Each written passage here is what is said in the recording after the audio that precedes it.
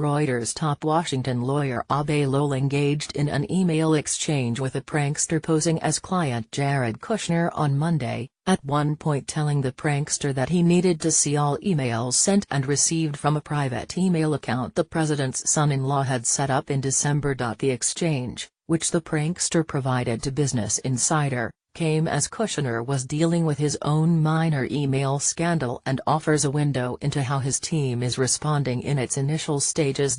Politico reported Sunday that Kushner had used a private email address to communicate with top White House officials, including former Chief of Staff Reince Priebus and former Chief Strategist Steve Bannon.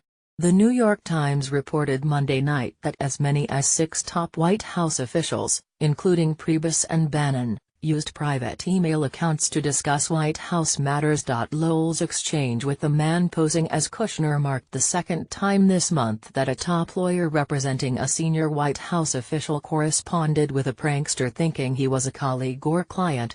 White House Special Counsel Ty Cobb disclosed information about the FBI's Russia probe to the prankster earlier this month thinking he was White House social media director Dan Scavino. On Monday, the prankster wrote to Lowell from the email address kushner.jared@mail.com asking what he should do with some correspondence on my private email, featuring adult content. "Can I remove these?" the prankster asked. "Forwarded or received from WH officials," Lowell wrote in response.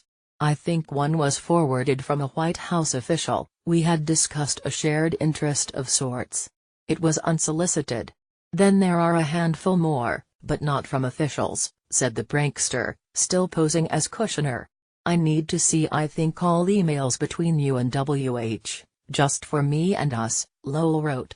"We need to send any officials' emails to your WH account. Not stuff like you asked about. None of those are going anywhere. But we can bury it?" the prankster responded. "I'm so embarrassed.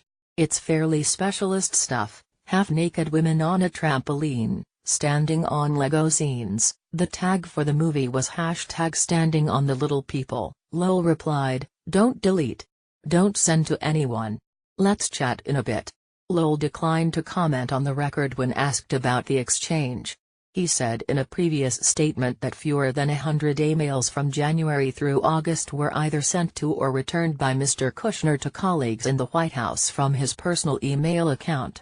All non-personal emails were forwarded to his official address and all have been preserved in any event, the statement said. Lowell's suggestion that he needs to see all emails sent or received from Kushner's private account raises questions about whether he has fully examined the messages and what kind of information they contained. Lowell said in his initial statement that the emails usually, but not always, forwarded news articles or political commentary, and most often, but not always, occurred when someone initiated the exchange.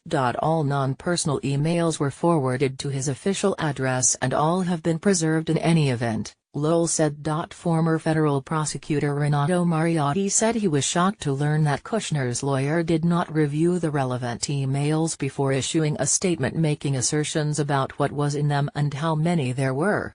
"A lawyer should never issue a public statement based solely on the client's recollection," Mariotti said, "because clients could forget key details or be less than forthcoming with their attorney.